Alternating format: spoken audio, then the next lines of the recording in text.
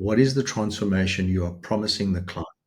And how valuable is that? So this is often what I see with businesses. They don't necessarily know what the value is they're delivering to the client and what the transformation is that they're actually promising the client. So they're pitching maybe benefits. They might even just be pitching features, but they're not pitching the outcome. What is the outcome? Where does the client go to ultimately?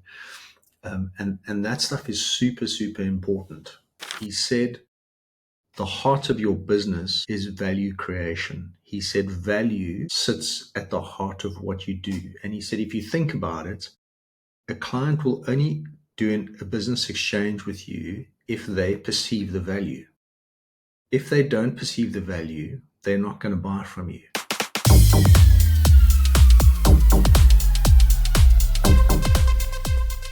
Hey, welcome to this week's episode of The Freedom Experience. I'm your host, Jean Moncrief, and today I've got Garth Jemmett on the show. He's a specialist in helping businesses to create powerful, compelling value propositions. And this is a really big thing for me because I think this is the secret to getting your marketing and sales right. And companies that don't do this really struggle to articulate their value proposition and to find that product market fit. So in this episode, we spotlight three key things. Why your value proposition might be holding your sales team back and how to fix that. Then the secret to clearly articulating your business's value proposition so that your customers instantly kind of get it. And then finally, how to simplify your message and become the go-to-market expert in your niche, making sales a lot less frictionless and making your marketing a lot easier. So Garth's insights are going to transform the way that you communicate your value proposition to the world. And let's just jump in and have a listen to what Garth has to say. I think this was a great episode and really enjoyed speaking to him. Garth, welcome to the show. Fantastic to have you on. And I'm like really excited about today's session together. I think it's so important for business owners that they understand what a value proposition is and how it fits into the business and what they're doing. So welcome on the show and thanks for joining us. John, thanks for having me and agreeing to talk about this stuff. I know you're quite passionate about it as well. And it's a real privilege for me to be able to share this with fellow business owners. It's something that I've stubbed my toe on in the dark on many occasions. And so I feel quite passionate about it. It's something I really like to help businesses get right. And it's something that you need to be able to understand the value that you offer. So it's something that I feel very strongly about. So maybe on that, you've owned a business. You still own businesses, and you know how important this is for business owners. And we had a really interesting conversation about you getting somebody in to help you do your value proposition, because it's not something we need a bit of external help. So maybe take us on the journey you've gone through yourself and how you landed up. I mean, you've helped a few hundred business owners get their value proposition right now. How did you land up here? So it's a great question. I think just to put things in perspective in my journey, I've been in business for just over 20 years, and I was originally an advertising guy. I was a creative in the ad industry, and decided to leave that and start my business, which is called We Explain Stuff. And long story short, what we did, much like the name says, is we explain stuff. So we were working with complex and technical or hard to articulate businesses, the banks, the asset managers, pharma, technology, consulting, anything where it was hard to articulate the value. And we were working with them for many, many years. Doing all kinds of stuff, funny enough, and I think that's often the case when you start your business. You see an opportunity, but then clients say, "Hey, can you do this? Hey, can you do this?" So things grow. You go so far away from the bullseye, it just kind of expands and expands, right? It's crazy. It's crazy, and in a way, no one teaches you that stuff as an entrepreneur. You start very much, and you mentioned it earlier in the ebook. You start as an operator. So you're in there and you're doing stuff and you've got a skill and people are paying you for that skill. So we were we were literally doing everything from explaining strategies to explaining change management to explaining complex products and services and things, value propositions and things like that. And the interesting thing where the business hit a really interesting space was we were growing. So we got to about 28 people at one stage, which was for me was quite a big operation. And I had three account executive slash salespeople working with me. But the challenge for me was they could never do new business development. They could help a bit on existing accounts, but they couldn't actually sell what we did. Clients always wanted to meet me. So this is And the owner, operator, founder kind of dilemma where you're just doing all it the was, sales all the time, and yeah, yeah, yeah. And I can tell you hand on heart, sales meetings were very stressful and very frustrating. And the irony of that whole thing is this stuff was happening in the background, uh, all these kind of sales conversations. But um, we were on the radio for being an up and coming business. We were recognized by Nedbank. You know, we were on one of the TV shows, the Espresso TV show, as an up and coming business.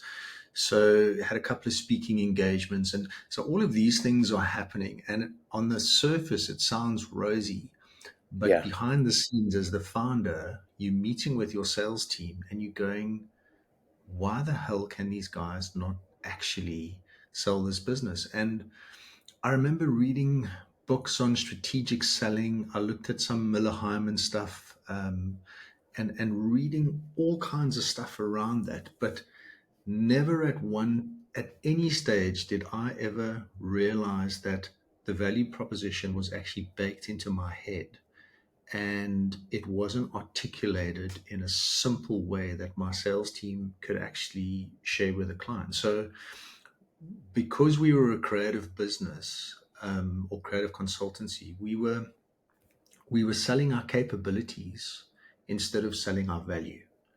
Yeah. And capabilities, if you think about that, think about capabilities as little pieces of kind of shards of crystal, and think about value as an actual cut diamond.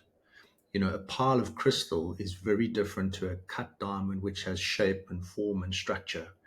Yeah. And it sounds so silly and so simple, but I remember I actually was losing my marbles with the sales guys because they were bringing in okay deals, but I would come into a meeting and I would close like decent, like really decent work, but they just couldn't do it. So And I'd say to them, you knew what the value was that you were selling, and you're very clear on that value, and it's locked in your head. it was Whereas the intrinsic sales to the folk way I are spoke. just, Yeah, yeah, are just kind of maybe going through the selling, motions. going through the motions, selling a bit of time or selling something, but they're not Yeah, looking at the customer and thinking, what is this? What's valuable for this customer? What are they? Yeah, and that is locked up in the owner's head. 100%. And I genuinely didn't know how to get it out. I Okay. read, I mean, I read the E Myth. I read a whole lot of other books, even Value Builder, Yeah. Built to Sell. All these books, I read all of them. And to be honest with you, if you look at those books, they all talk to process and structure, but they don't talk to value articulation and value propositions. The only one I found was called the Value Proposition Canvas. But Yeah. even the Value Proposition Canvas doesn't teach you how to structure it into sales collateral that your team can use. It just gives you a high level framework, but not an actionable kind of something you can execute on and create an outcome from, like a pitch deck or like a one page value proposition. It doesn't teach you how to do any of that stuff. So it was quite profound actually, for me, that so many of these scaling up solutions spoke to process and structure, but not to value. They didn't ever Yeah. talk about value. And I read, there's a great book which is worthwhile reading by Josh Kaufman, and it's called The Personal MBA. And this is where it hit me really hard. He said, the heart of your business is value creation. He said, value sits at the heart of what you do. And he said, if you think about it, a client will only do a business exchange with you if they perceive the value. If they don't perceive the value, they're not going to buy from you.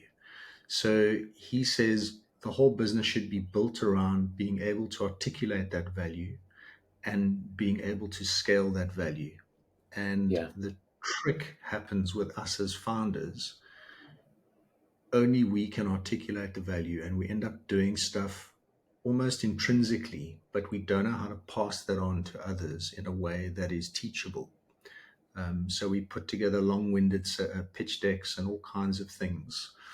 And Harvard actually wrote a great article called The Expert's Curse, which talks very much into this founder space where you've got a founder who knows what they know, and they assume that others will understand it by speaking to them at the level that they speak at. So they're kind of in the weeds. But you've really got to be able to pull up and make your value crystal clear and simple. And the other key thing is visual. You really Yeah. need to be able to visualize that value so that people look at it and they go, okay, that's really what it is. So for me, what I did is I had a fascinating conversation with a friend of mine in the UK who's been in sales for a very long time. A lovely guy, Chris Norton. He's probably about 65, about 65 now, ex-Dell, Okay. and he's been around the block. He's been in sales for a long time, and he said to me, he said, pick one thing and become known for that thing. So he said, the challenge you've got is, as an entrepreneur, you're always seeing opportunity. And he said, the problem with that is hard to scale. So you've got to Yeah. structure your value in a way that you can teach it to others. So he said to me, you're doing change management, you're doing sales enablement, where you packaging complex products and services, you explaining strategies and things like that. And he said, dial into a space. And he said to me, sales is where the rubber hits the road. And he said, that is where the CEO or the founder needs stuff to happen. And he said, it's probably the hardest thing to get right is being able to articulate that value in a way that the sales team will get it. Because sales guys are not detailed guys. They don't want to get into the granular stuff. They want to be able to understand it really simply, be able to show it um, uh, on a page almost, so that it's one page simple. Um, and so that for me really set me on a trajectory where I started looking at, okay, so there's all these things out there around value, but how do you actually structure it in a way where you can extract it from a founder, but you can also package it into a scalable sales narrative that they can use for their team? And Just that was the journey that I went on. just going back a little bit there. I think there was something that really important that you sort of spoke to, which is this idea of niching in, of dialing in, finding that unique thing. And I think there's a big fear that when we refine what we're doing, when we niche in, when we tighten up the lens, so to speak, that we're going to lose out on something. Mm. So many business owners and entrepreneurs are, I think the collateral that you talk about, the sales collateral, the presentations, we're, we're following the competitors, or we're following the latest trend, and we're adjusting the material all the time based on what everybody else is doing, rather than trying to dial in the value proposition and find something that's really unique, and then create Yeah. all the messaging around that. And I don't know, I'm just curious, and the folks that you work with, I see it all the time. I don't that entrepreneurs are scared to let go of doing Mm. everything and trying to be unique. Mm. It's it's a very, very, very good question. So the process that I take clients through, it's essentially 15 building blocks that are the questions that I ask, and it structures into 5 columns. But one of the building blocks is, how are you different, or how are you Yeah. unique? And most entrepreneurs get stumped there. They will go, okay, we're a cybersecurity business, and I go, okay, so how are you unique? And then they go quiet. They're not sure. But the reason that that's important is there's a positioning expert. I think she's Canadian, April Dunford. Yeah. April Fantastic. Dunford. Brilliant. Yeah. She's really good. And what she says there is, she says you compete on approach. So clients have a problem.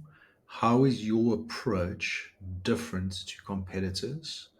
And she said, what will end up happening is, if you get that right, you will find that there's a certain part of the market that sees real value in that. And that's where product market fit comes in. So you might see, okay, we do this really well, we approach this specific problem this way, and these types of people see it. But if you're trying to be all things to all men, you never get to that space where you can actually be really crisp around things. And the problem with that is, if you ever want to sell or be acquired one day or exit, it makes all of those difficult, Mm. because it's not crisp. I mean, just on the weekend, I went for a drive, and I had quite a chuckle. I drove through Farnham, and there was a used car place on the side, and it just said electric car specialists. And I was like, that's just those 3 words. And then they had a whole bunch of Teslas, and a whole bunch of other electric cars outside. But just those 3 words, massive. Electric car specialists. Straight away, these guys do electric cars. Yeah. That's what they're good at. So I would say, depending on where you want to go with your business, if you want to scale sales, and you want to create a narrative that your team can share, you need to be very careful of complexity. And I think the challenge we've got as entrepreneurs and as founders in general is, we're always seeing opportunity. We're always seeing new things, and we want to add those to the Mm. pile, because we know we can make more cash out of them. But that's actually not the answer. The answer is to go, if I look at my books, where am I getting the most frictionless sales, where people are seeing the value that I add, and there's very little kind of quibbling going on about it, versus what am I doing that's really hard and frustrating? And it's the classic 80/20 principle.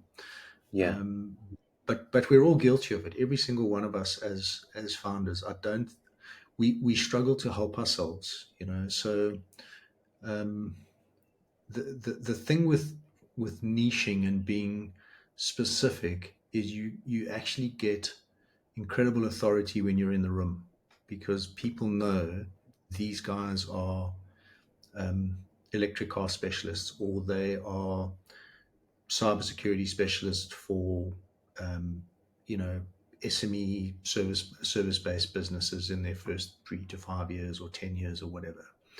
um, so yeah, that I would say it's there's fear around that, because you worry about your turnover. But if your message is dialed in and your sales collateral is dialed in, sales is a lot. There's a lot less friction around getting Yeah. deals. I mean, that was one of the things I think that attracted to me to working with you. So for those who listening and don't know, we've worked together on a couple of projects, or a few projects so far, and you right from, we explain stuff very simple, exactly what's on the tin, to Mhm. you only focus on this, and you're not another Yeah. agency. So when I'm going into a client, and I know one of the first things I got to do is sort out that Mhm. value proposition. you're kind of in my black book. Pick up the phone, get on to Garth, bring you in, and start working on that. And you're, as you say, you're that specialist. You're unique. Your approach is unique, and you come in and you help that client that I'm working with to clearly kind of articulate their value proposition and then turn it into sales collateral. And I think one of the things I've struggled with in the past is where you work with generalist type agencies, it just doesn't work as well.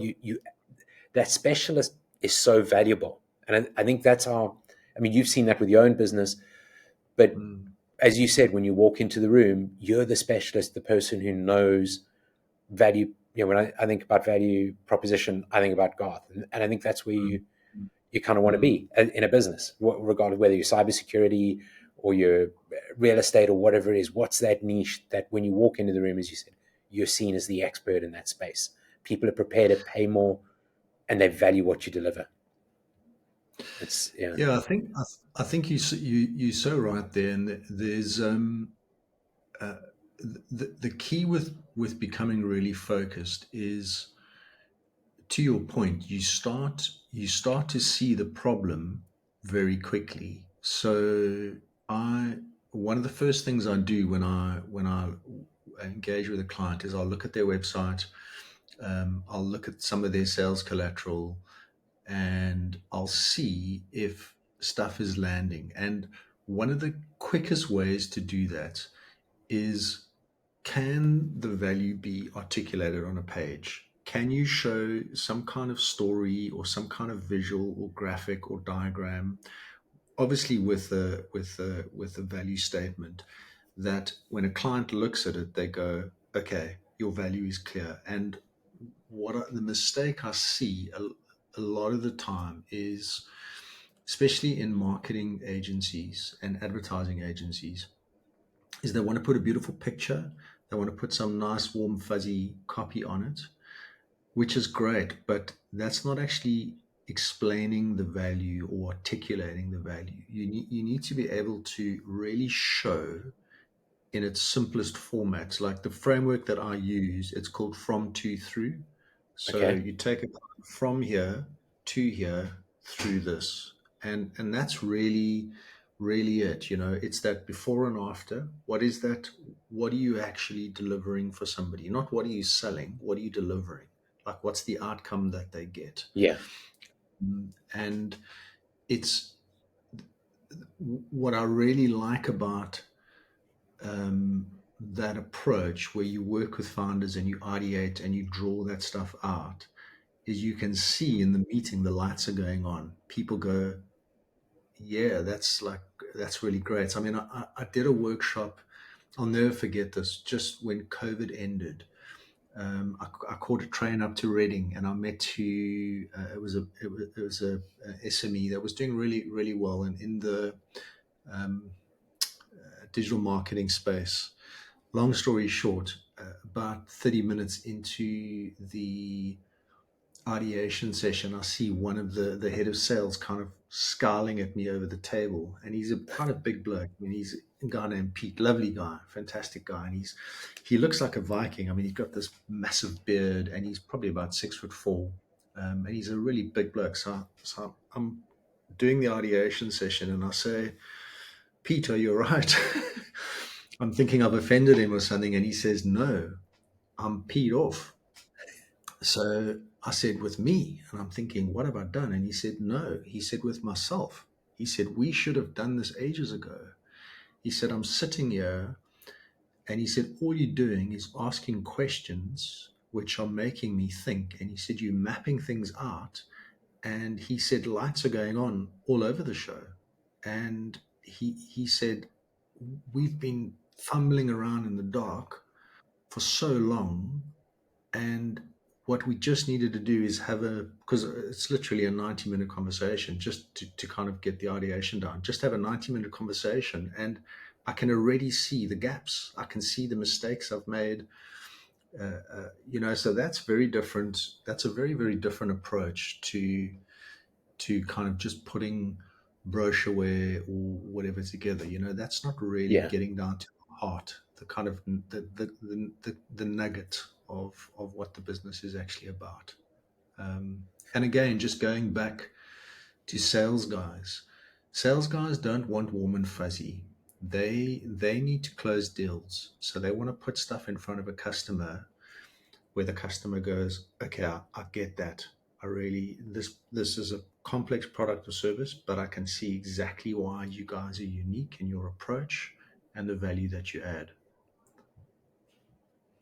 And just going back to what you were saying earlier, to create that picture in a person's mind, I think it may have been you who explained it this way. You sort of going from where you are now to where you want to get to is standing on a cliff, and sort of standing Yeah. on the cliff and creating the bridge from one side of the Mm. cliff to the other side of the cliff. And on the one side, it's sort of where I'm stuck, and on the other Yeah. side is that outcome that you want to you want to be able to explain to your client at the To end of the get day, or to the customer, or whatever. It's like, how do we take somebody from here, cross that bridge to the outcome that they're looking for? exactly. And I think what you've said there is so important. I mean, I'm working with another cybersecurity business at the moment that's got quite a number of complex products and services in their Stable, so to offering. speak. Yeah. Yeah, and the thing that we're doing is looking at where is the client at in all of this? What are they wanting? Not what are you offering? What is the client's world? What is their reality? What is their frustrations around Mhm. stuff? Like because at the end of the day, they've got a job they need to do. But what is holding them back from, as you say, crossing that chasm? Is it Yeah. complexity? Is it time that's being wasted? Like what is it? And that stuff it's really, really important from a value proposition point of view to know what your client is trying to achieve. That's the outcome space. Where are they trying to get to? Um, because I think all of us are guilty of that. We want to rush to solution, and that's why in terms of my framework, solution is last. I talk from two. Two is the outcome. It's where are you going, and then Yeah. the through, which is at the bottom, is the process you use, why you're different, etc. Um, people will get very interested in that stuff if they know that you understand where they want to go. If you dialed So into that, if you die, yeah. I mean, so you could go and pick up the business model, Alex Osterwalder's business model canvas, and you could pick up April Dunford's work, and you could try and do this yourself. And I see so many businesses trying to do this themselves and sort of step through this. But I think very often what happens in those sessions is that they jump to trying to put the solution in instead of kind yeah. of thinking about how do we help our clients get from where they are now Yeah. to that outcome. What's the process that you take clients through that makes this so different? And is it just that there's a sort of facilitator involved in yourself, or Mm. how is your process different? And I'm curious about that. So the big mistake that this is just in my humble opinion people make is whenever they're putting a business together or they're wanting to launch a new product, they go and they build the collateral. Yeah. And so they put a pitch deck together, they'll put a We new quickly need to website. create this stuff. Send it to marketing, get them Exactly. to create something. Yeah. And that is the biggest mistake. So what you've actually got to do, and to use your analogy earlier of the mountain, if you think about information like a pyramid, where at the top of the pyramid you've got the real tip, that's big picture, that's just a Yeah. high level summary, and at the bottom of the pyramid you've got the base, that's the wider kind of granular detail. The problem with a lot of us, and I include myself in this space, is we want to dive into the details, which is the base. But what you've actually got to do, so that's where the expert plays. Remember, I mentioned the expert's Yeah. curse earlier. The expert loves the base of the That pyramid because they minutia, the detail at the bottom, the granularity that's lying at the bottom of the mountain. granularity. But if you look at everyone, and this is everyone else, they're at the top. They want to Mm. be at the looking down. So if you can do an ideation session where you map out that big picture at the top first, you can go into the granular detail afterwards, because one of the things that you do in that one pager is, so the session that I run, it's 90 minutes. There's 5 columns, and there are 15 questions that go, like 15 building blocks. Each of those building blocks talks to a specific thing. One of them is about outcome. The other one is about your business category that you function in. So what is your category that you're actually in? Another one is on benefits, and there's a whole bunch of others, but another one's on competitors. But the reason you're asking those questions is you trying to get those building blocks to be the base. It's not, sorry, not the base, the ingredients for that one pager. And once you've got that clear, you can then cascade down into the detail. So a sales guy, for example, can go, here's a one pager on our business.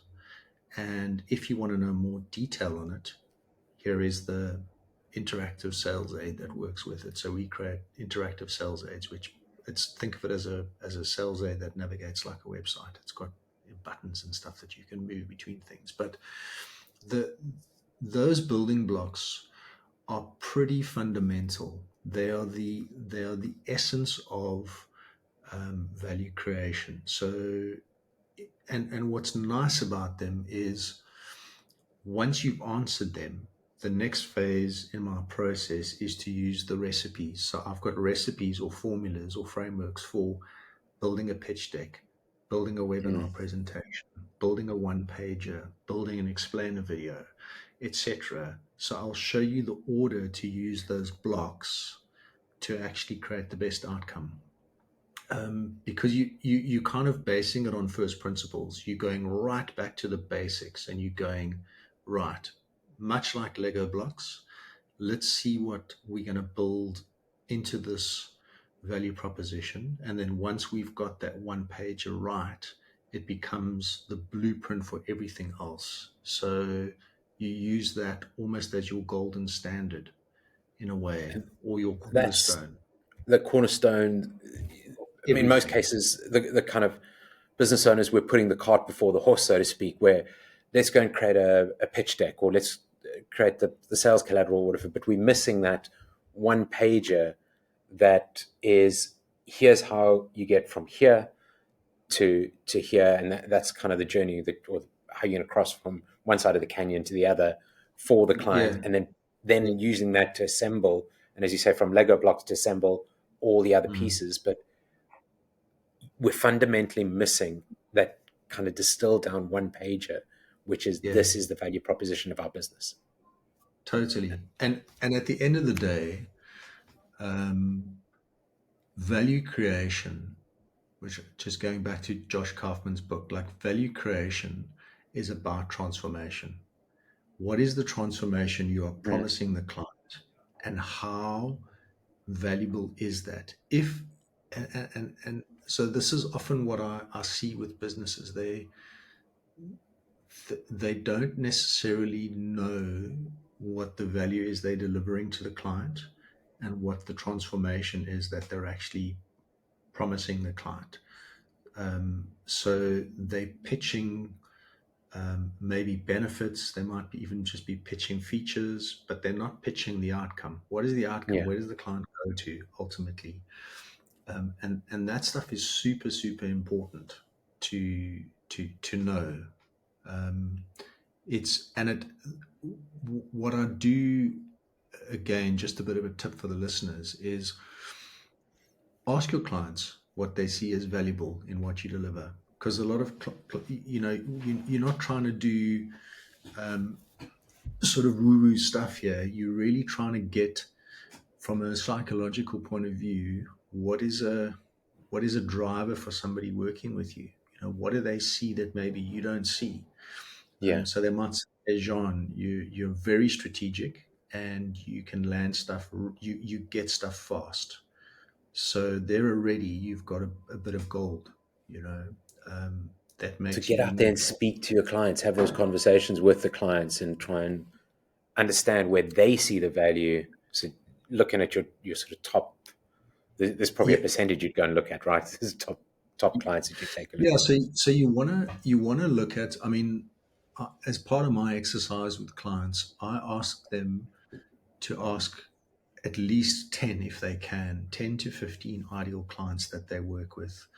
And I say to them, don't make it a whole big spiel. Just say, hey, I'm busy working on my value proposition to refine it at the moment. Would you mind um, giving me two bits of information? The first one is, what is the biggest value I add to you, and why does that matter? So you're trying to, the why does it matter is important because you're trying to get the motivator behind that. And then the second one is, when you think of me, what one word or phrase comes to mind? Love it. Yeah. And it's so simple. And so guys will say, is that it?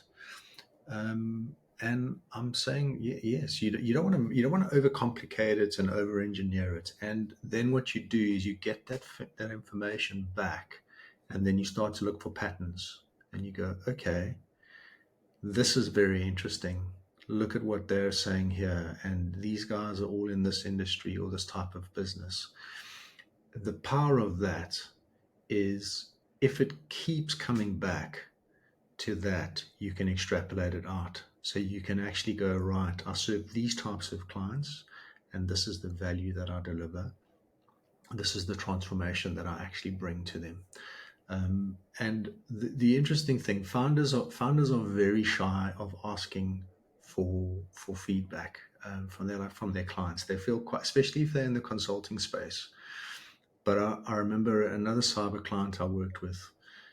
He really pushed against it. He was like, I don't want to do this. And then I got a WhatsApp from him 2 days later with like a big beaming smile, and he said to me, look at what a client has said about the value we add. He said, Yeah. I had no idea. He said, I've actually got goosebumps just reading this. And I said to him, tell me that's not insightful. Mm. And he just said to me, thank you for pushing me. So, because you got to put yourself out there. It is a little bit intimidating saying to a client, hey, would you mind not recommending, would you mind just telling me what the value is I've actually delivered to you and why that matters? And then, as I mentioned, what one word or phrase comes to mind when you think of me?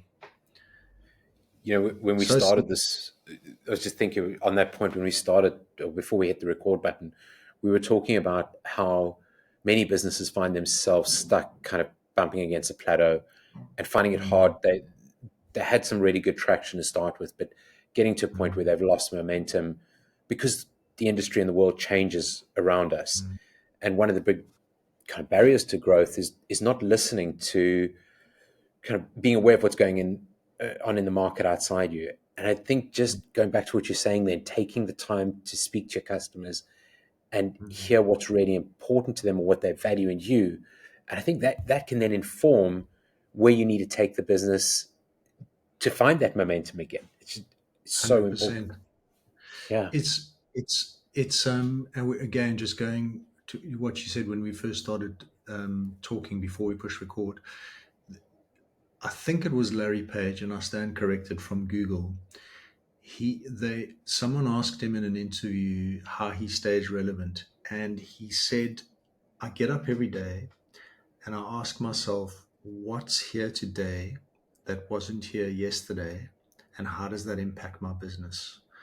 And what is so that's it's again, it's really, a big advocate for simplicity. I love that exercise because it's simple. But the other thing, just around hitting a plateau, is sometimes you start a business and you hit a niche and you experience amazing growth, but then competitors get a whiff of it as well. Yeah. Or there's some new things that come into the industry, and suddenly you go from adding value, massive value, to being into a space that's quite commoditized. And it means that you've got to re-look things again. Because I love you. You said it earlier. You should actually always be looking and tinkering, and it's exactly right. I mean, your value proposition is the tip of the spear of your entire business. So you can't have a blunt spear. You've got that spear tip has got to be sharp, which means you're always honing it, working on it, keeping an eye on it. Because I mean, I remember years ago, um, when we first started the business, we were doing a lot of explainer videos. We're like really, really early on, some of the earliest guys to do it. Um, uh, and the market got completely saturated. Everyone and their dog Yeah, can and now you've got AI and all that. all kinds Before of you can build stuff. it. Yeah.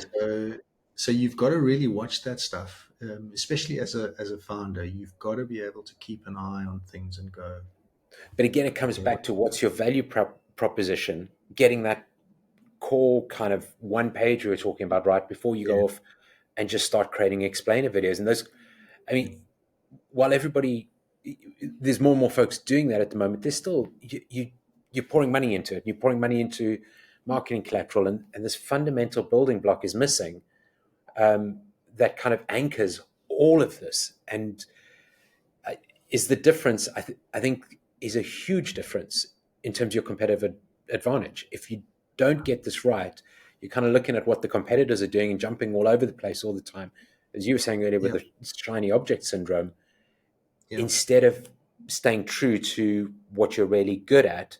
And I feel like this is one of those strategic pictures, your value proposition, that you keep Mm, evolving. You've got to keep revisiting, taking the external market dynamics, listen to your mm, customers, and keep evolving this picture over time. It's not totally. something that's static, right? It's going No, to evolve. and one of the things that I really like about that process, and incidentally, that process, I didn't arrive at that process like turn the lights on one day and was like, wow, Got it. this is no, I looked at a lot of the work I'd done for asset managers and banks and pharma, and I took some stuff out of that. But then what I started doing, and obviously books like Value Proposition Yeah. Canvas and those, but what I started doing was working with founders like yourselves and asking questions. And then I was like, hey, that block's missing. Why? And then I would do more ideation sessions and go, hey, that's another block that's missing. Why does no one talk about that? So I would add that in. So gradually over time, I started adding them into this framework. But what I really like about it is, to your point, if you pivot into a new industry, the framework remains the same. You just re-ask those questions, and the recipes to create the sales collateral remain the same. So that's a constant. It's not changing because it's based on human behavior, psychology, how people are persuaded around what you're selling, things like that. Do they understand the value? So it's again, that's why I use the term first principles earlier. It's Yeah. not a fad. It's a framework that helps you think and then helps you structure your sales narrative so that your team can go out there and sell. So you can just keep coming back to it. And as you're saying, both asking your clients questions, going, is this still true? Is this still true? Or are things changing? Yeah. Yeah. I think this is one of those fundamental things you've got to invest in. Otherwise, you're just spending a fortune on all sorts of stuff that ultimately is not going to give you the traction that you're looking for. So just No. going back to your process, what are you typically going to take folks through when you run the process? It's the ideation session first, and then where do we go from that? So what you do is, first of all, you ask those questions, and I just do a mirror sticky note session. Each of those questions is color coded.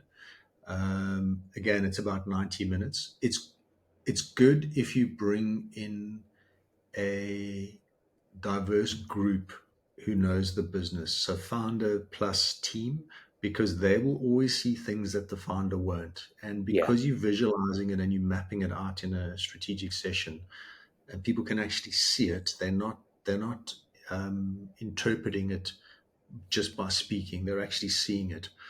it allows you to get quite crisp on exactly what's being said.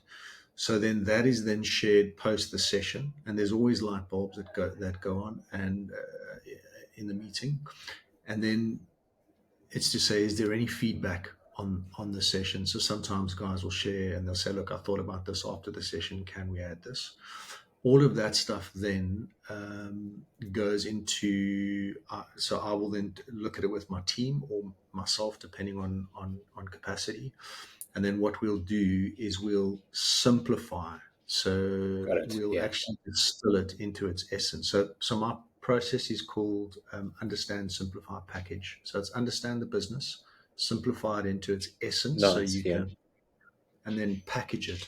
And the package part, that is where you're bringing in storytelling and visual thinking. The thing that a lot of technical businesses, and again going back to that expert's curse, as complexity goes up, comprehension goes down. So the thing there again, if you look at it, someone that's a salesperson, you want to give them simple. You want to give them, and it's not that they're stupid or anything like that. It's the fact that they want to be able to land that message as confidently as possible, and in order to do that, it needs to be simple. They need to be Yeah. able to just talk about it really simply, and if they understand it visually and they can almost sketch it out on a board, the client will get it, and then the message in turn can be sold internally as well, because that's the other thing. Sometimes you've got multiple stakeholders involved in a sale. So we'll create the one pager, visualize it, and then from there, what we will then do is often ask a client to circulate that with a close group and say, is it resonating? Is it clear? Does everyone understand it? Tighten it. And then we move into the sales collateral. So we'll then take that. And as I mentioned earlier, that pyramid approach, where you now cascade down to the bottom of the Yeah. pyramid and now you get into more of the detail. So all you're doing in many regards is you're taking those fundamental building blocks and you're just going into more detail on them. So that's where you put a slide or a pitch deck together. And that can be generally for simpler businesses. We'll do probably between 8 and 12, maybe 15 slides. But for some of the very complex businesses, those decks can go up to 100 pages. So Okay. they can be quite granular. But it's also not, all of that stuff isn't shown at a granular level. You're seeing the big picture, and you can click through and see more as and when you need to. So it's all kind of hidden That's your below the. ultimate, your sort of sales playbook that comes out at the end Yeah, of the day. yeah. And So it's so you can. important to get everybody. The key thing is alignment here, alignment around what our value proposition is, what our message is, and Yeah, we're all singing from the same hymn sheet, so to speak. 100%. And it's again, it's one of the biggest reasons I make those sales aids interactive, where it's got a navigation bar along the bottom like a website, Yeah. is you don't want the founder to always have to be the guy doing the pitch. If you can create a sales aid that is like a talk track that a client can a client, because put it this way, just sorry to jump sideways, the sales conversation is never linear. Client might go 2 slides in and go, okay, John, I get that. Show me this. Another client might want to go through everything. So you want to create it in a way where you can click on things really quickly and it takes you there. Again, it's just removing all of that friction, making Yeah. things super simple. If we go back to what you're saying right at the beginning, talking about yourself and your business, where everything was in your head, you got a whole Mm, sales team, but the real value proposition is kind of locked up in your head and you're having yeah, difficulty articulating it. When yeah. we talk about entrepreneurial freedom, this is a Mm, key step in finding that entrepreneurial freedom is let's get it out of your head. Let's get that value proposition kind of clear and then make sure we're using it to build the sales collateral, everything else that's got to be built, so the team can go out and do the work, and you're not the bottleneck anymore. Right? totally. And I think, to your point, what I really like about what you've said there about entrepreneurial freedom is, if you have a way of doing something and we do an ideation session together, and we structure the narrative around that method or that approach, it no longer has to always be delivered by you, because you are teaching the Jean Moncrief method, Yeah. for example. So that goes into your sales and it becomes part of your value proposition. So it sounds simple, but once you start doing that and you can prove it works, it becomes very, very powerful. So your team is able to sell around that approach. Again, going back to your approach to the problem, April Dunford, and because you've visualized it and you're showing clients how it works and what they're getting, confidence goes up, clarity goes up, and you can obviously close much more easily because they will look and go, hang on, these guys are not just showing me a bunch of bullet points on a presentation here. They're actually showing me a really structured, simple way to solve my problem. That makes me very comfortable. I want to work with them. Yeah, love it. We're just talking about entrepreneurial freedom, and this podcast is the Freedom Experience. What does entrepreneurial freedom mean to you, Garth?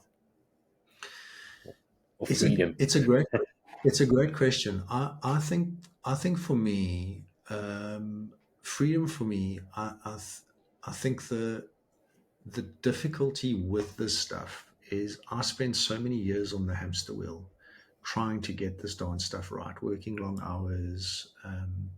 For me, I think if I look at what it means for me, it means being able to work with people where they see the value. It's rewarding for me to be able to walk a bit of a journey with them and help them structure and package the stuff. Yeah. And then I think the flip side of that for me is family time. I think it's So spending time important. with loved ones. So important, man, and looking after your health and things like that. I think a lot of us as entrepreneurs, I was listening to Daniel Priestley the other day. He said most of us work 11 hours a day. And I think Yeah. that's true. I think a lot of us as founders work at least 10, 11 hours a day. So I think for me, I love this stuff. It's an absolute privilege to do it. And I think the kind of freedom side for me is being able to do that more and more, but where there's a balance of me spending time with my family and not being kind of shackled to the business, as they say. Yeah. Love it. So, Brilliant. yeah. So thank you so much for coming on today. I really appreciate the time and I'll put everything in the show notes, connection to you, all the tools we've spoken about and the fantastic books and all those good things. But I think the key thing is to actually bring somebody in like you to help them to work out their value proposition. Thanks, Garth. Sean, and thanks for having me. I really appreciate it. It's great to have someone else that's as passionate about it.